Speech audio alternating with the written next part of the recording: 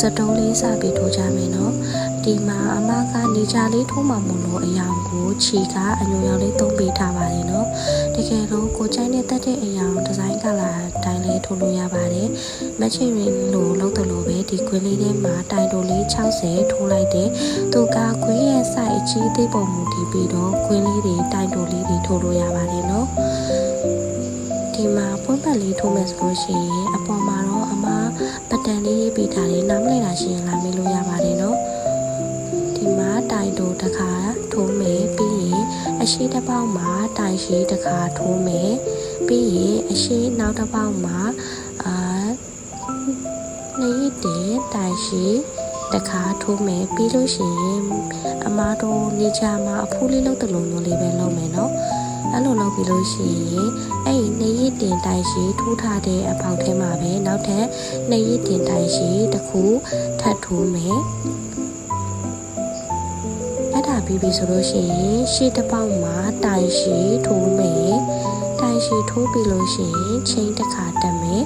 ချိန်တစ်ခါတက်ပြီးအဲ့တိုင်ရှိထိုးထားတဲ့အပေါက်ထဲမှာပဲရှက်ကော်နဲ့ချိန်မယ်ဒီဟာကအမကပွင့်ပတ်လေးတွေကိုဒီလိုအဲ့လိုခုံခုံလေးလိုချင်တာမလို့ဒီပတ်တန်နဲ့ထိုးလိုက်တာပေါ့နော်တကယ်လို့ချဲချဲလေးလိုချင်တယ်ဆိုလို့ရှိရင်တပေါက်တစ်တိုင်စီနဲ့အပတ်တန်လေးအတိုင်းပဲထိုးသွားပေးလို့ရတယ်ပေါ့နော်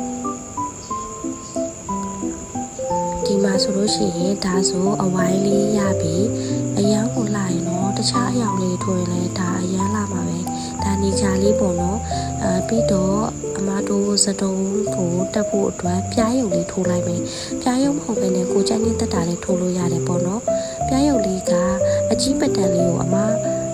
ထိုးပြပေးထားတာရှိရင်နားမည်လာရှိရင်လည်းမေးလို့ရပါတယ်နော်ဒီမှာလည်းအကုန်ပတ်တန်အတိုင်းပတန်ဝါကနေရူဝါနေပြီးတော့ရူတန်တီရေးပေးထားတယ်အဲ့အတိုင်းလေးပဲလိုက်ထိုးရုံပဲနော်